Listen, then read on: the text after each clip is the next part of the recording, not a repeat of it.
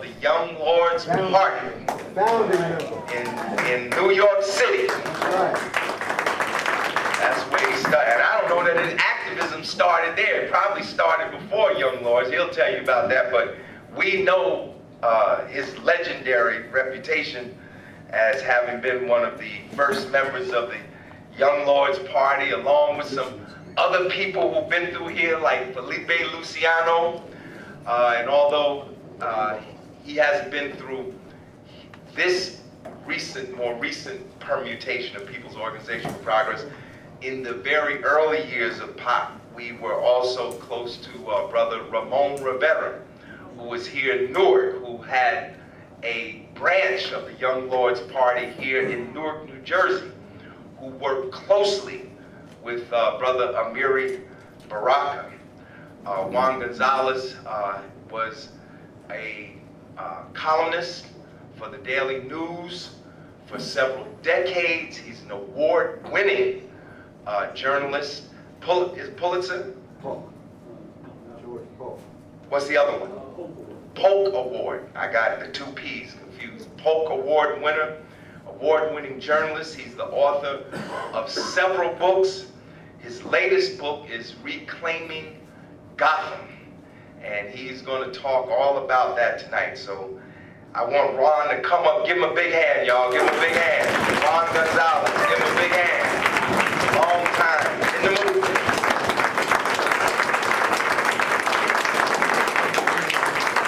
And I want to present Juan Gonzalez with a POP t-shirt, free of charge. There you go, put it on now. Hey, Bob. Wait till we get it on for y'all take the picture. There you go, how is the people? And now, without further ado, our guest speaker, Juan Gonzalez. Give him another hand, y'all. Well, good evening, and thank you to my longtime friend and comrade, Larry Ham, and I'm really delighted to speak before an organization that has such a storied history of a grassroots struggle, and really amazed to hear you report. If only all the other organizations that existed in our communities had such transparency and democracy in the way that they function, the movement might get a whole lot more done. I want to talk to you a little bit about this book, and first I wanted to give you a sense of how I came to, why would I want to write a book about a bunch of politicians around different parts of the country, starting with Bill de Blasio in New York City, but also dealing with Ras Baraka right here in Newark, and some of the local elected officials in Philadelphia and other cities. Well, I've spent about 40 years now as a working journalist. Before that, I spent about 10 years as a community organizer, a revolutionary nationalist labor organizer through organizations like the Young Lords Party, with not only with Felipe Luciano, as Larry mentioned, but with Pablo Yoruba Guzman, with Denise Oliver, with Richie Perez, with Iris Morales, and with a group of young Puerto Ricans and Latinos like this country really has never seen before, in terms of the ability and the talent that existed in the original Young Lords group. You mentioned Ramon Rivera here in Newark, Juan Ramos in Philadelphia, the Bridgeport folks and the Camden folks that we had in the organization in Detroit and other cities. We had a really important organization that shaped the consciousness of a whole generation of young Latinos in the country. And after the Young Lords broke up, for a while we became the Puerto Rican Revolutionary Workers Organization, and then eventually, because of many of us probably in this room know of all the divisions that resulted in the 1970s and 80s and the efforts of COINTELPRO to disrupt and to repress the growing movement in the country. People went their different ways, and I ended up in journalism. So I spent the next 40 years working in the media. But I didn't just work at what most people associate as the media. Most people, when they think of the media, they think of the corporate and commercial press, which obviously is the main part of the media that influences how people think about what is news and what's important and what's not important, what's real and what's not. But I also was lucky enough to work in the two other streams of American journalism that people don't pay as much attention to. One stream is what's known as the dissident, alternative, or non-commercial press, which has its own long history throughout American history, from the working men's press of the 1830s to the muckrakers like Upton Sinclair and Ida Tarbell of the early 1900s, to the new left press that developed in the 60s and 70s, to the progressive bloggers of our time. There's always been an opposition press that seeks to speak truth to power against the existing dominant commercial or the corporate press. So through the Palante newspaper, which the Young Lords first had, that I edited for a time before Pablo Guzman took over as editor, and then later Richie Perez as editor. Through the 21 years now I've spent with Amy Goodman as co-host of Democracy Now! We're in our 21st year of that show.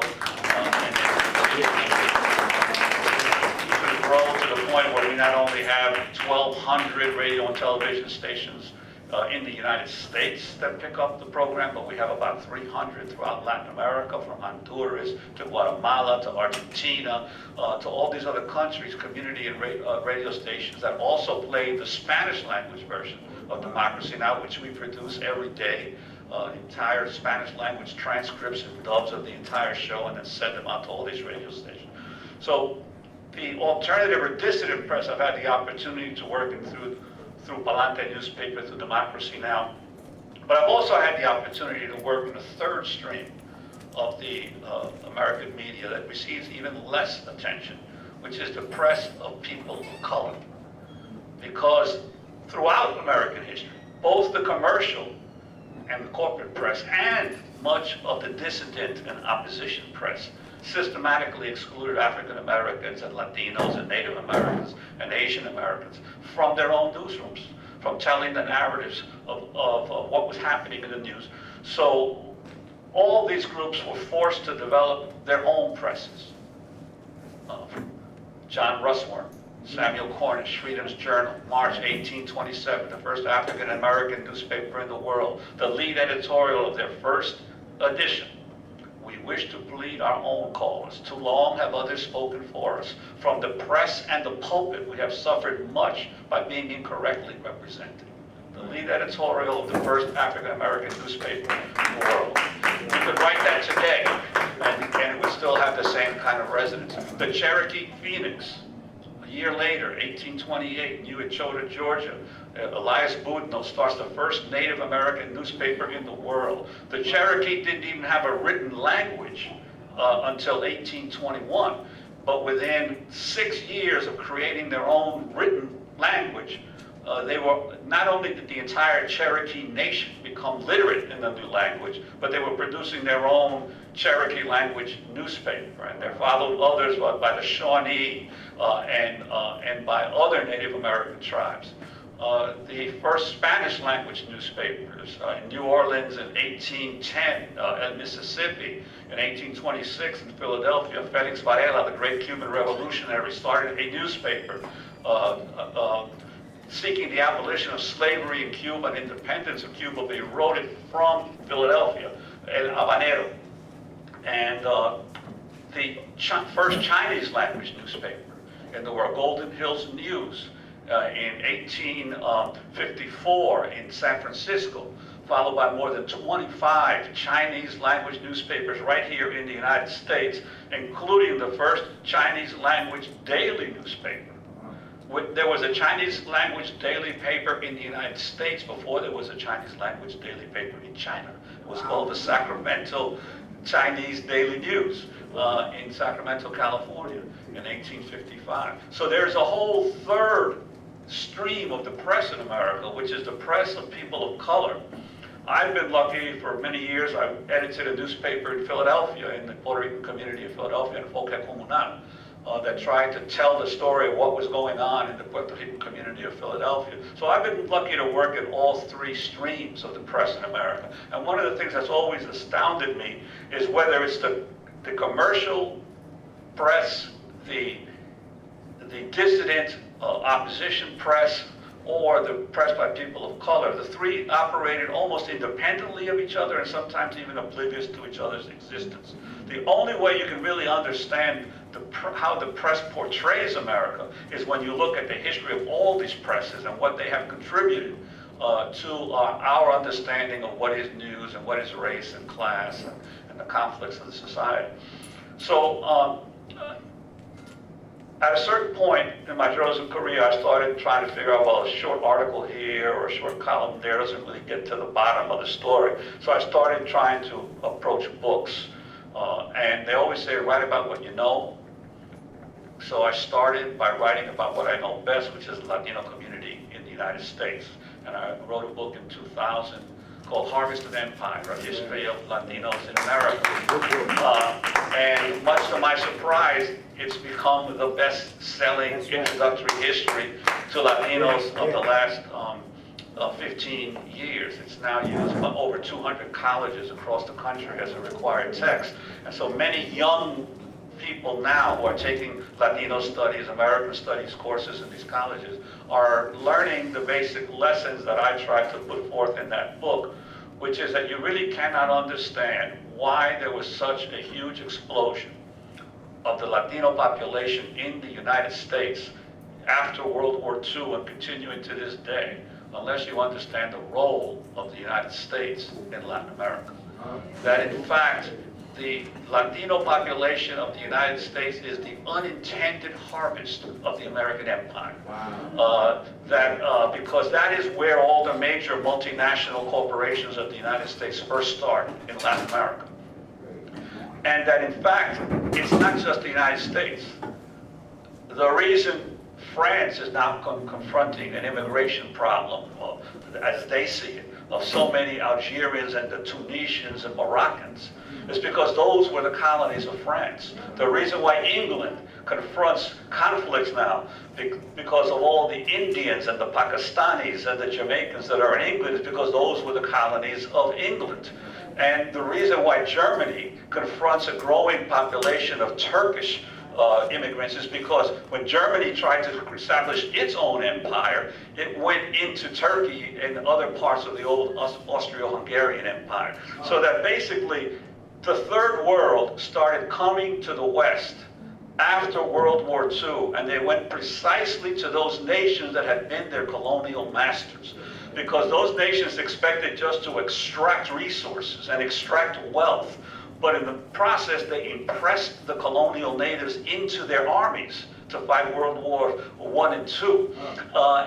And also they established chains of communication and transportation and commerce between them and their colonies. And the people followed. The people, all the Indians and the Pakistanis that were impressed by the British into World War II, and the Algerians that were impressed by the French into fighting World War II, and the Puerto Ricans and the Mexicans that were impressed into the U.S. Army.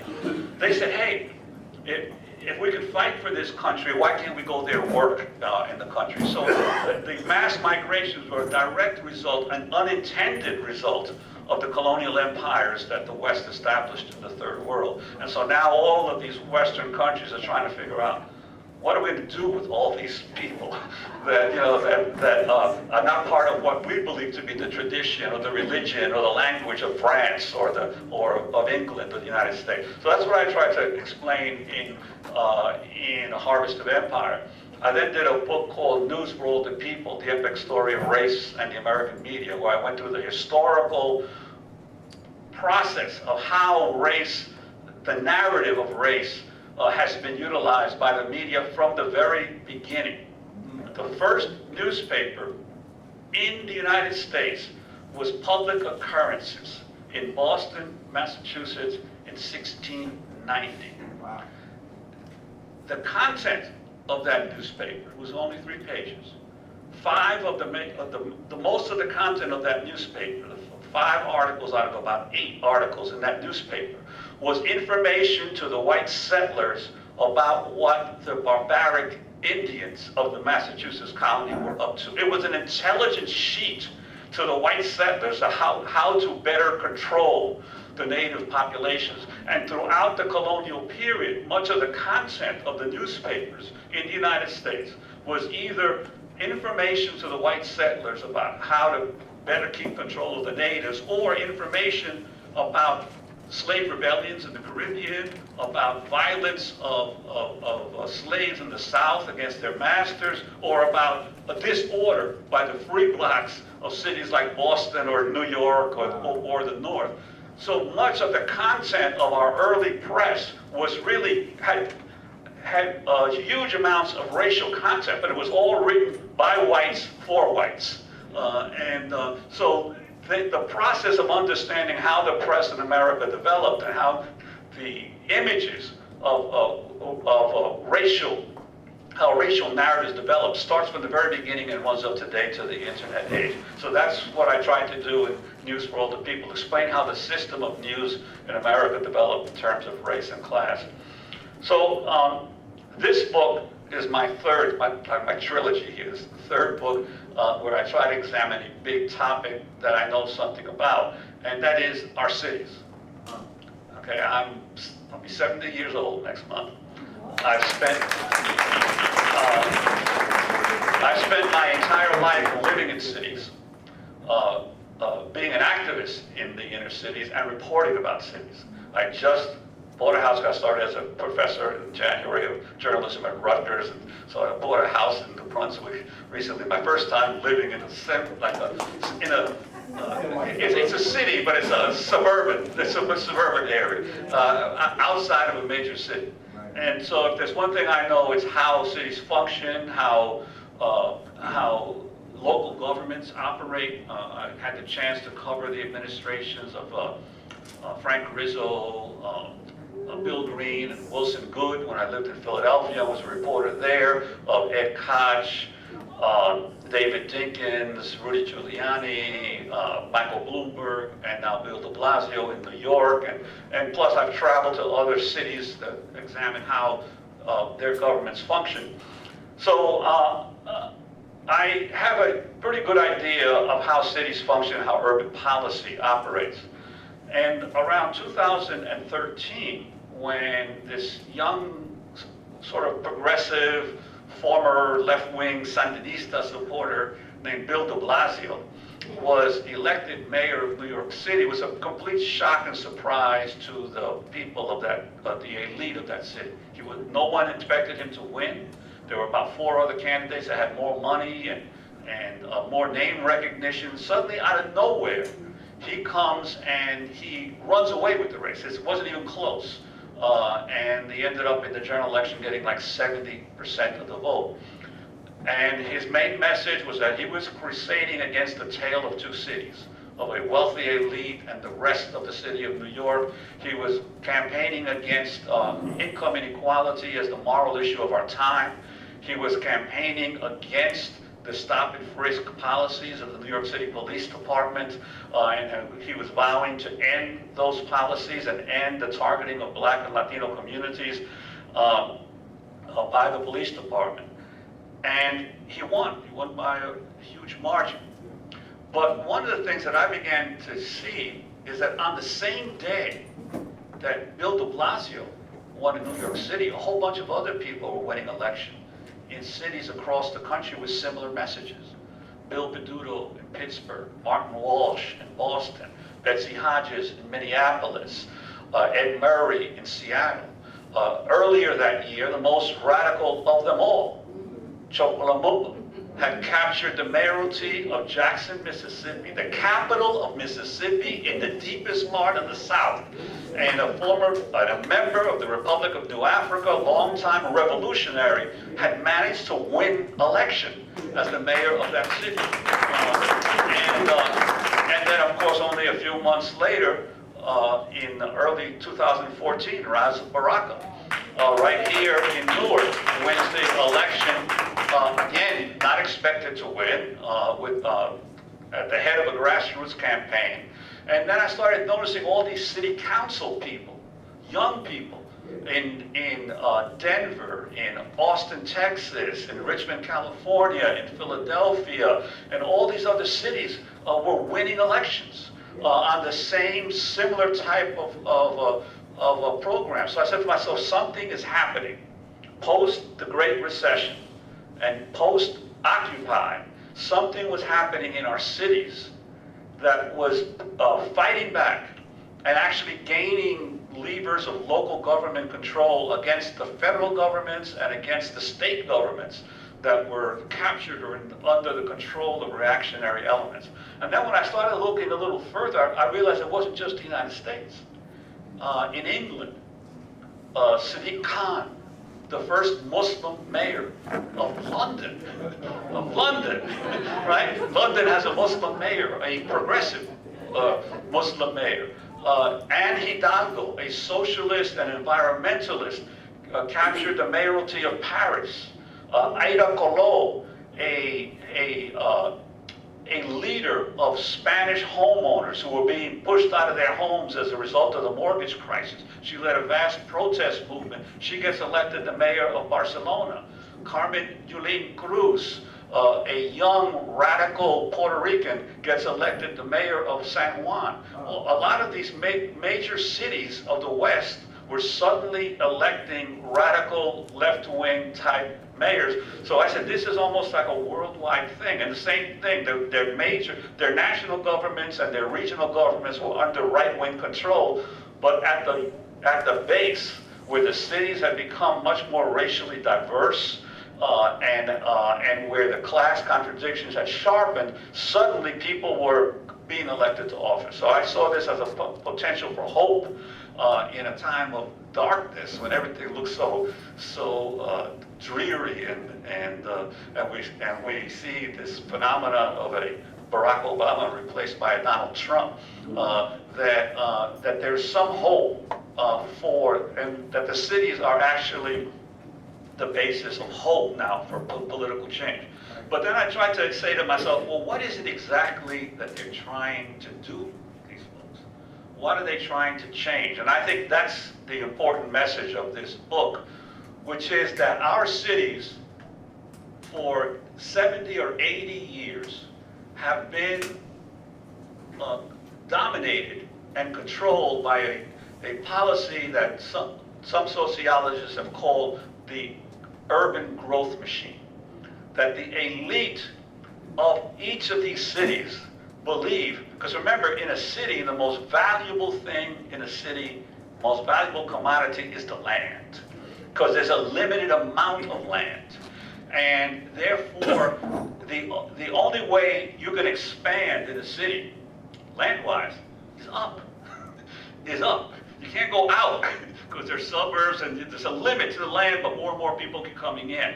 So the question then, the elites always want to get the maximum profit off of the land.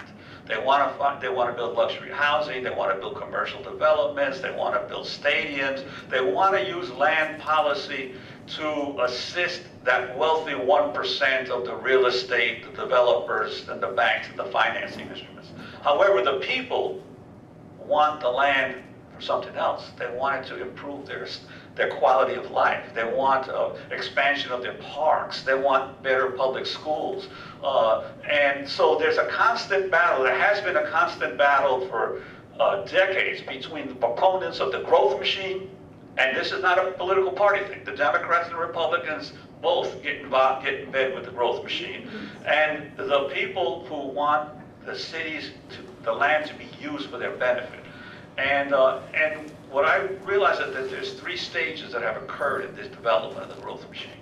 The early stage in the 20s, 30s, and 40s was the outright conservative, racial supremacist portion of the growth machine, where basically city leaders used all their powers to corral the growing Black and Latino populations after World War I. You know, we all know about the Great Migration from the south to the north during World War I, especially during World War II. There was also a great migration from Mexico and Puerto Rico coming up to fill those jobs.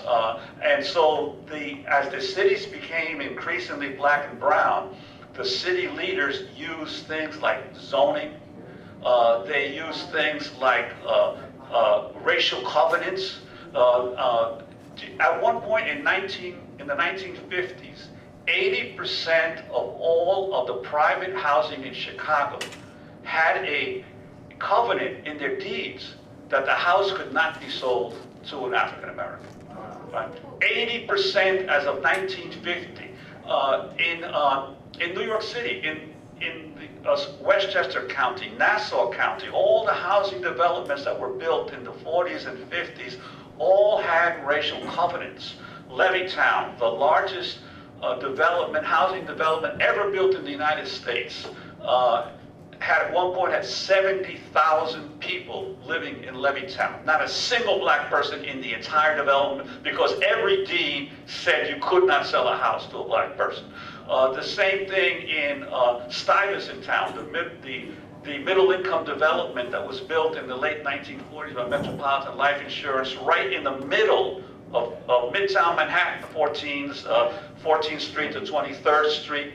Again, no African American was permitted to rent an apartment in Stuyvesant Town. So basically, the first phase of the growth machine sought to corral African Americans and Latinos into the inner city. You couldn't get out. Somebody mentioned redlining. There were racial theories developed by all the people who initially created the Federal Housing Administration that African Americans and Latinos lowered property values. Therefore, the federal government would not insure housing, FHA mortgages for African Americans and Latinos. So basically, even if you had the money, you couldn't get out of the neighborhoods where the city leaders tried to corral you into. And then in the 50s and 60s, as the population kept growing, and as those veterans returning from World War II, African Americans and Latinos were no longer willing to accept this kind of discrimination, they started trying to insist on buying houses in white neighborhoods. Then you started having the racial terror that occurred throughout the 50s, bombings, riots of whites preventing African Americans and Latinos from moving into their neighborhoods. That whole period of white riots, which I document in the book, hundreds and hundreds of incidents in Chicago, hundreds more in Philadelphia, in Miami, in Atlanta, all these cities to prevent African Americans and Latinos from leaving the inner city. And all of it blessed by the federal government. But the population kept growing. So what happens is the government finally decides on a whole new liberal approach to urban development, which they called urban renewal. Right? Let's just demolish the inner city. Let's build civic centers. Those of you who've been in Philadelphia, the whole Independence Hall area used to be a Black community that was raised in the 1950s to build up Independence Hall. Same thing in Hartford with the Civic Center. So they basically attempted then to remove African Americans and Latinos, but that only meant that they ended up going into the white communities, which then turned and became more Black and Latino. And so the whites kept fleeing further and further away as the, quote, ghetto kept expanding.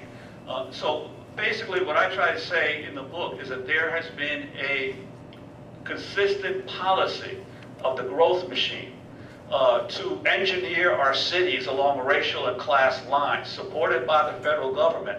And the last phase, which I just want to read this little section from you, is the phase since the 1970s. Because after the riots and the rebellions of the 60s and the 70s, America's leaders realized they had a problem. As much as they were trying to control the cities, cities were becoming increasingly black and Latino, and now with the Voting Rights Act, they were electing black and Latino elected officials, and the cities were getting out of control. So this is what I say about the third phase of the growth machine, which is neoliberalism. By the 1970s, neoliberalism supplanted the old conservative strategies.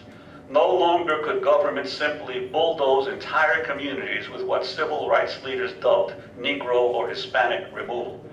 It became clear as well that our cities, which remain the nexus of the American economy, had to be rebuilt, and that upper and middle class whites must be lured back to inhabit them, with the poor relocated to faraway suburban rings, as had already occurred in Europe cities after World War II.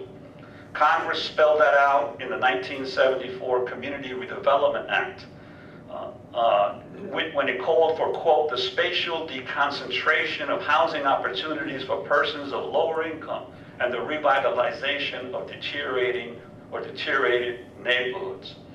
I use the term neoliberalism not as a theoretical abstraction, but to outline a specific political economic project by which capital seeks greater profit through privatizing government services, appropriating major portions of the public commons, and curtailing democratic accountability by public officials to the mass of the voters, all in the name of more efficient government. The third story of this book chronicles the origin and evolution of the new urban resistance movement, of which New York City and the de Blasio coalition are only the most visible example.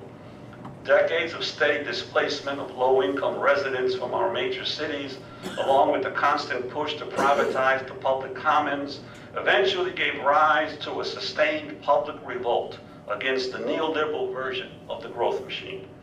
That revolt has been quietly gathering steam for some time. It began more than 15 years ago in a few scattered cities and towns, places like Richmond, California, Seattle, Washington, and Philadelphia, Pennsylvania. In most cases, a local advocacy group formed around a particular issue, challenged the anti-neighborhood policies of the city's established leaders, then backed one of its own for election to a municipal post, and somehow pulled off a surprise victory.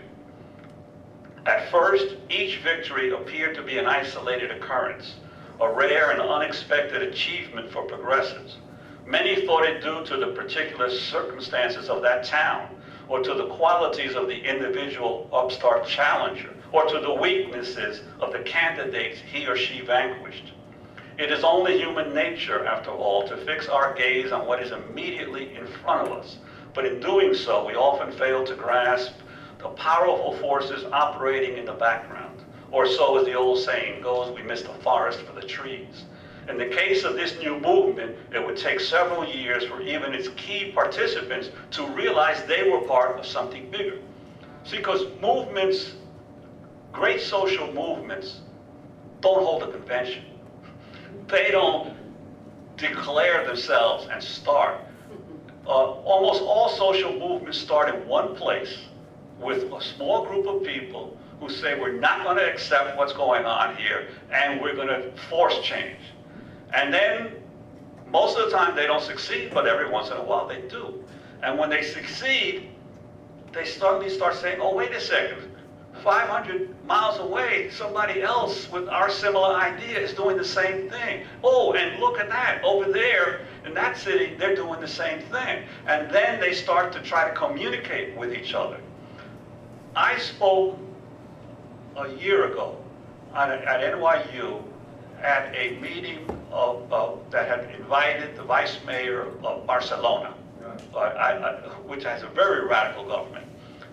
And we were on the same panel. I was talking to the vice mayor, and I was telling him, you know, did you see what happened in Jackson, Mississippi with Chocolamundo won, but then unfortunately he passed away, and now his son lost the first time, but is running again. He says, oh yeah, Choco's folks have been to Barcelona. We've been meeting on a regular basis. He's gonna win the next time. And I'm saying, damn, how did they know in Barcelona what's happening in Jackson, Mississippi? Right? Because the movement start reaching, the leaders start reaching out to each other. They create a network. And that's when the movement matures, when the leaders start organizing themselves about these various resistance movements. The reporters don't find out about this till way after the stuff is already started. And then when the reporters start, like me, start writing about it, that's when other people start noticing that, oh yeah, there's a movement here. It's been around for several years. So that, I think that's the organic nature of movements. They start in strange places with only a few people, but then they spread. They spread and then they connect. And once they connect, they get even stronger. So the thesis of my book was that the new urban resistance came of age in 2013 and 2014.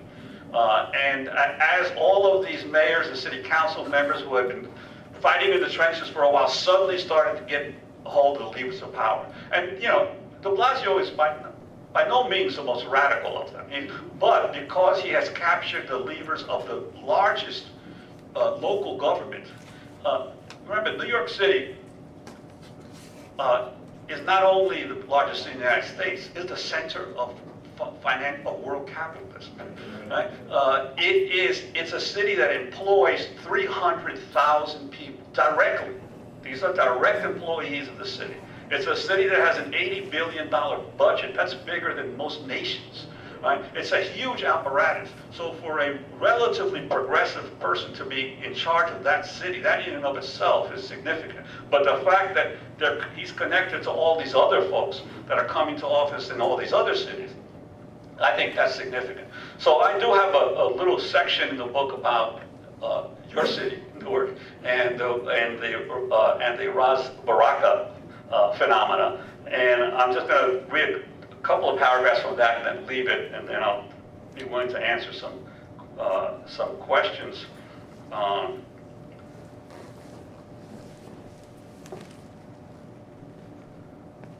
Can I say the mayoral victory of Ras Baraka in 2014 was so momentous for the new urban progressive movement. A veteran public school teacher and a principal who turned around one of the city's most troubled high schools. Baraka was also a hard-nosed community organizer against police brutality, a member of the city council, and the son of Amiri Baraka, Newark's most famous African-American poet, playwright, and revolutionary. But when he ran for mayor of the state's largest city, few of the political and economic elite expected him to win. After all, he had declared the race a referendum on the previous mayor, Cory Booker, who was a national celebrity in Democratic Party circles. Booker had vacated the mayoral post after winning a special election to replace deceased U.S. Senator Frank Lautenberg.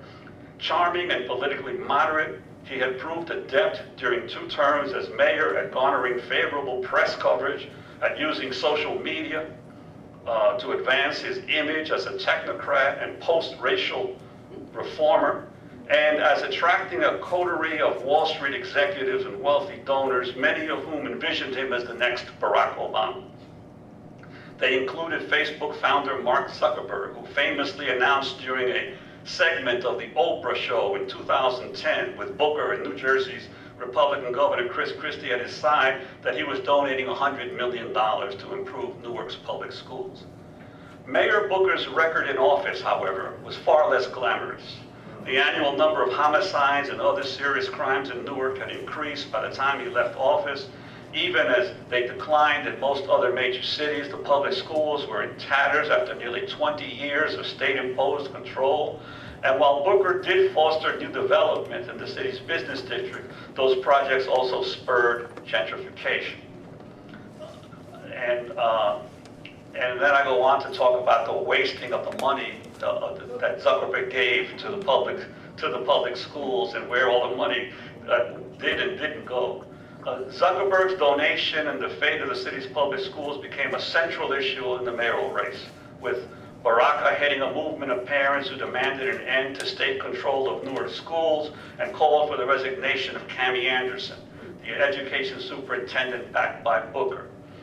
Anderson had infuriated public school parents by closing many schools and eliminating the traditional neighborhood schools, initiating instead a centralized admission policy for all children for both public and charter schools. And while Booker never formally endorsed anyone in the hotly contested mayoral race, his equity and hedge fund backers funneled more than $4.2 million to a pro-charter school group, Newark First, to support Baraka's main opponent, Shavar Jeffries, a former federal prosecutor and charter school founder. Newark's first biggest single donor, it would later be revealed, was New York City Mayor Michael Bloomberg, who personally gave $400,000 to support Shavar Jeffries. Baraka framed the race as a contest between Newark residents seeking to reclaim control of their city and wealthy outsiders seeking to impose their own regime. The claim was burnished by his many years as an education and community activist and by his family's long history in Newark as advocates of black empowerment. Not only did the Baraka family trace its roots to the city back 100 years, his father, Amiri, while enjoying a worldwide reputation as a poet, playwright, novelist, and leading figure of the Black liberation movement, took pride in Newark and promoted its black cultural institutions and community empowerment, and had helped the city's first black mayor, Kenneth Gibson, as well as Gibson's successor, Sharp James. My father would have large parties, whether it be revolutionaries from around the world, political prisoners, artists, jazz musicians, people from Max Roach to Nina Simone, Raz Baraka recalled after his father died in 2014. By then, however, the younger Baraka had spent 2 decades in the trenches of Newark's neighborhood activism and had carved out his own identity. There was the time in June 1997, for instance, when a Newark police officer fatally shot 31-year-old unarmed pregnant woman named Danette Strawberry Daniels during a drug bust.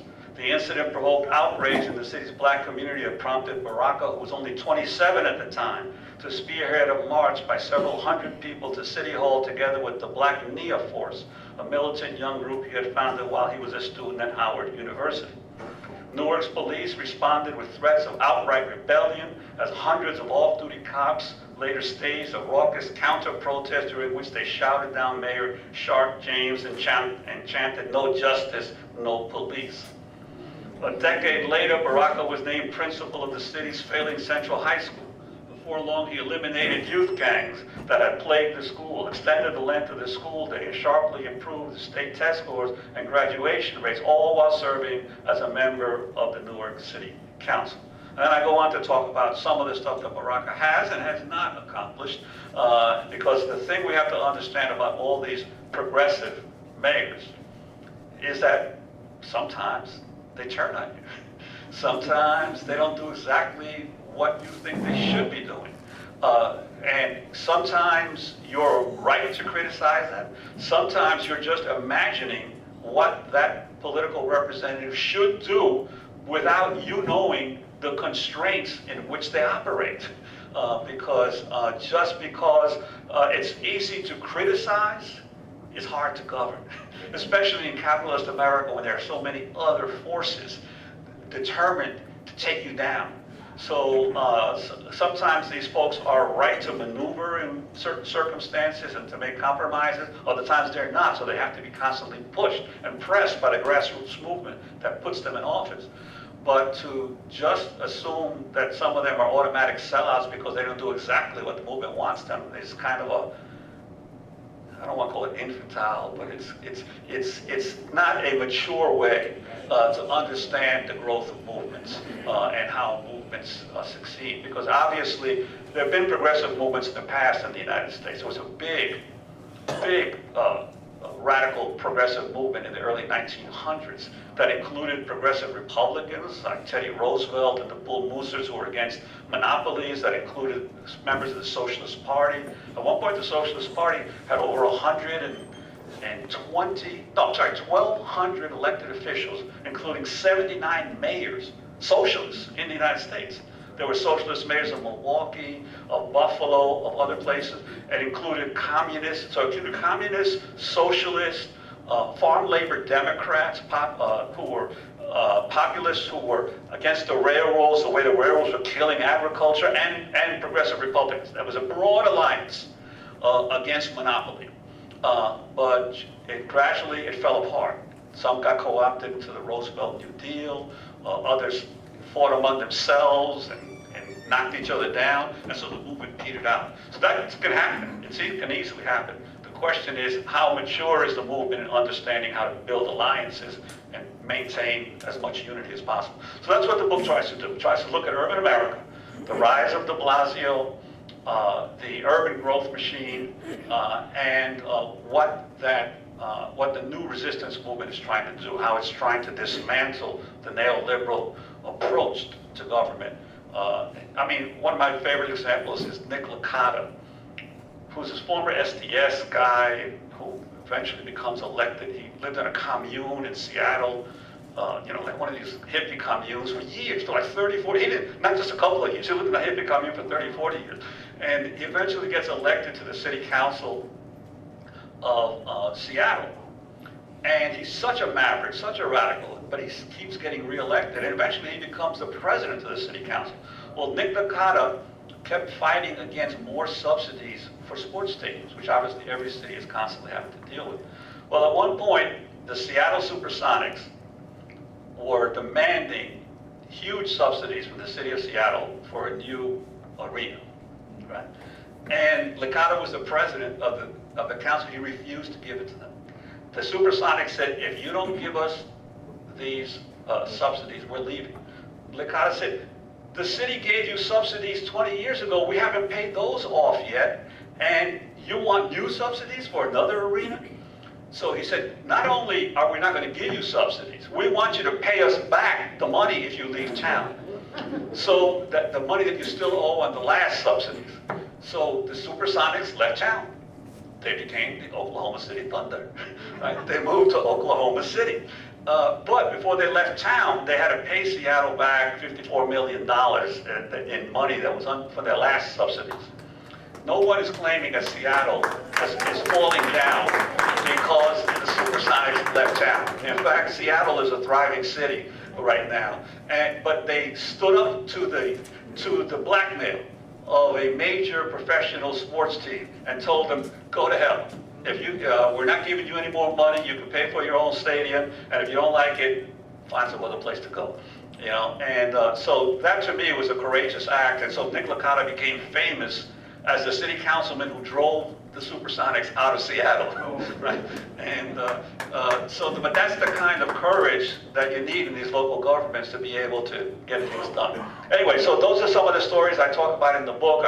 Lots of cities I deal with and the experiences that they went through. I think there's a lot of lessons there for any activist or anybody who's trying to change stuff at the local level. So I encourage you to get the book. We have some copies here available for sale. I'd be glad to sign them afterwards. But right now, if you have any questions, I'd be glad to take some. Let's give Juan a big hand. Give a big hand.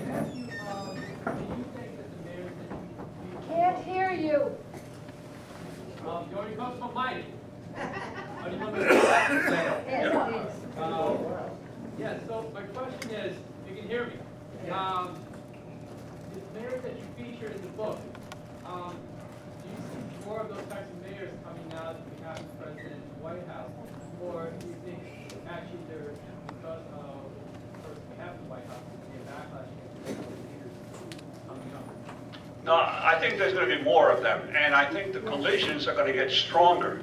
I mean, to me, right now, ground zero for this whole movement is Texas, right? Because Texas has a whole bunch of really progressive folks in several cities, in Austin, and Dallas, and in Houston. And the state legislature in Texas just passed a law, SB 4, that will jail any public official who doesn't follow ICE deportation requests. And since almost all the cities in Texas are sanctuary cities, all the mayors of Dallas, of Austin, of Houston, of San Antonio, of El Paso have told the state legislature, we are not going to enforce these deportation requests.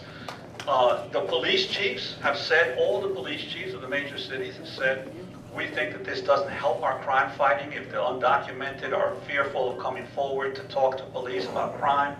And even a few sheriffs, like the sheriff of Austin, got elected on not implementing these in support of sanctuary cities. So I believe that what is about to happen in the United States is a reverse of what happened in the 1950s. You remember in the 1950s, the federal government tried to enforce integration. Eisenhower had to send federal troops into Little Rock to integrate the public schools in Little Rock. John Kennedy sent federal marshals into Mississippi to enforce the integration of the University of Mississippi, and they stayed there for 2 years, occupying the city, while the first black students, including I think the James Emeritus, went to the university. So that the federal government and the local and the state government, so everyone remembers George Wallace, blocking the schoolhouse door. And so what's happening is now it's reversed. Back in the 50s, the federal government had the more enlightened position, and the states and the cities had the more conservative right-wing views. Now it's reversed. The cities and now the states, because California is about to pass a legislation declaring the entire state a sanctuary state, right?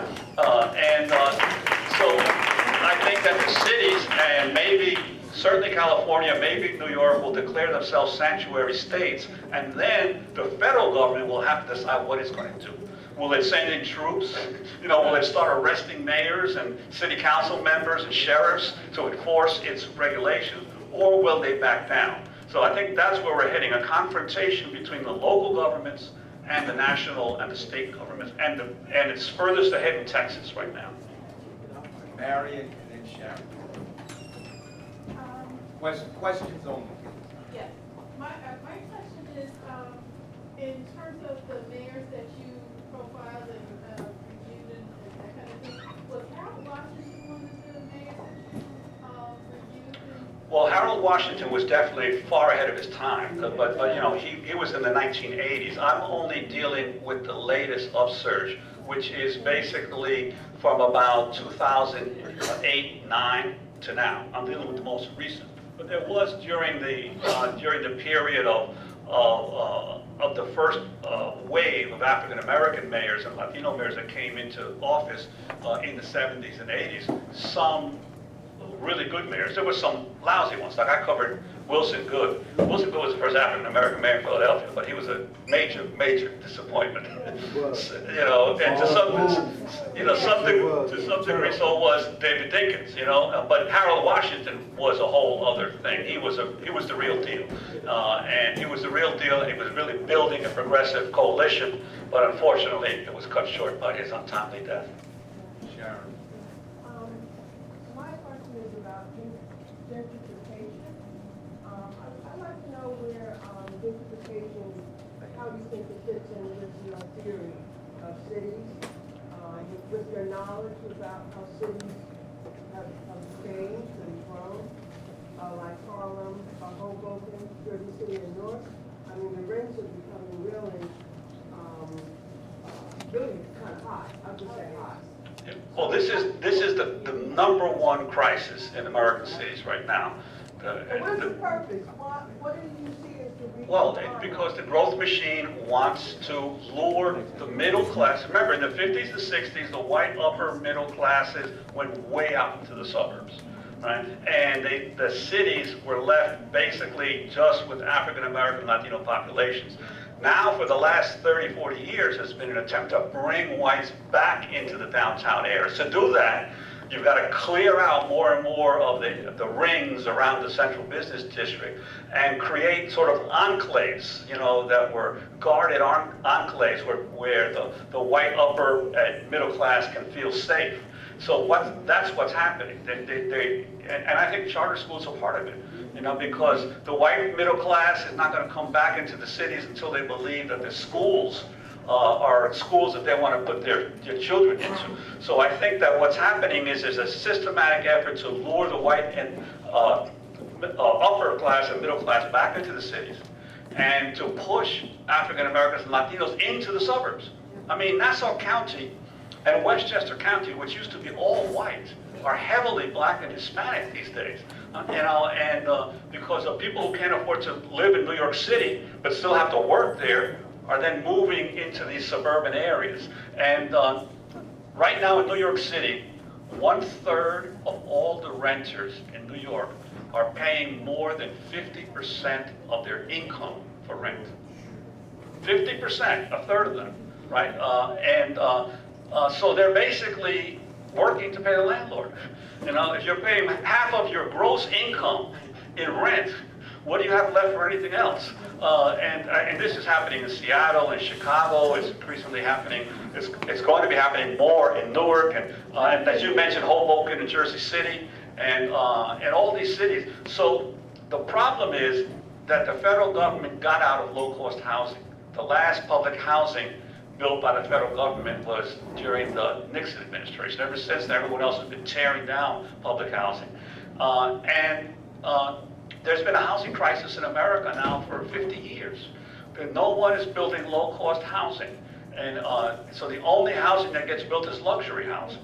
And so until we marshal the forces to incentivize or for the government directly to get nonprofits to build low-cost housing, the demand is going to be far greater than the supply.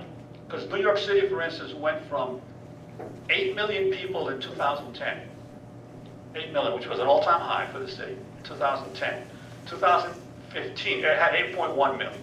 2015, it was 8.5 million. New York City grew in population by nearly 400,000 people in 5 years. Where are they going to live? If you have that many people coming into these cities, where's the housing for them? All they can do is push out the poor from their housing, fix that up, and then pay much higher rents because there's not enough supply to meet the demand.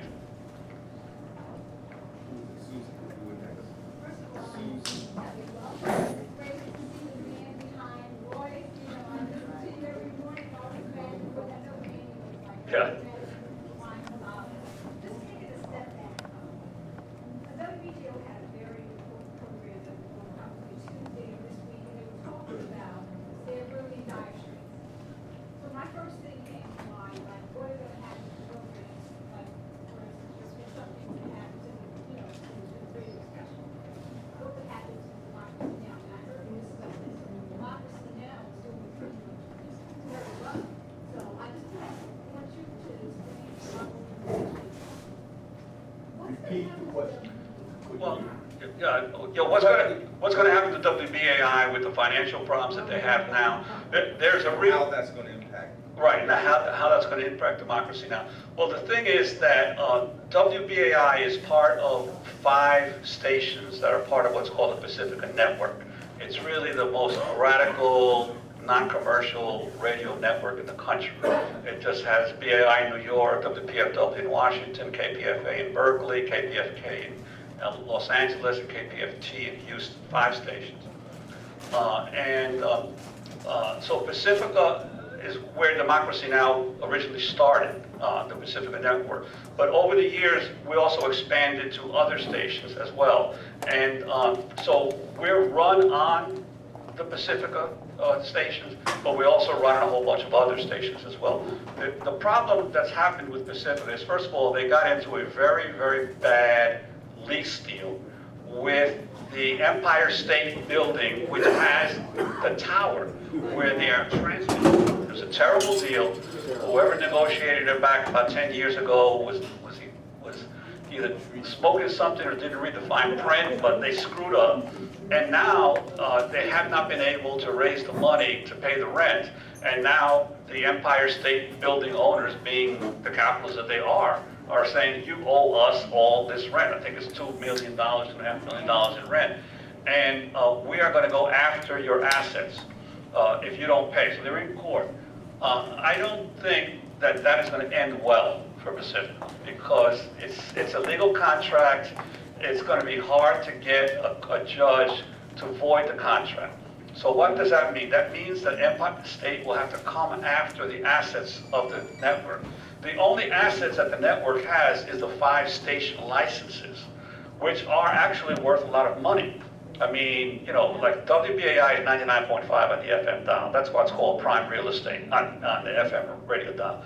I'm sure any commercial station would probably pay $75 million or $50 million just to have that part of the dial. So if the owners go to court, if the judge rules in favor of the owners, most likely the network is going to have to sell one of its licenses. That doesn't mean that to pay off Empire State Building. And that doesn't mean that BAI will go off the air, because if they sell the station for $75 million, they could probably buy another license further down the dial for $40 million or something like that.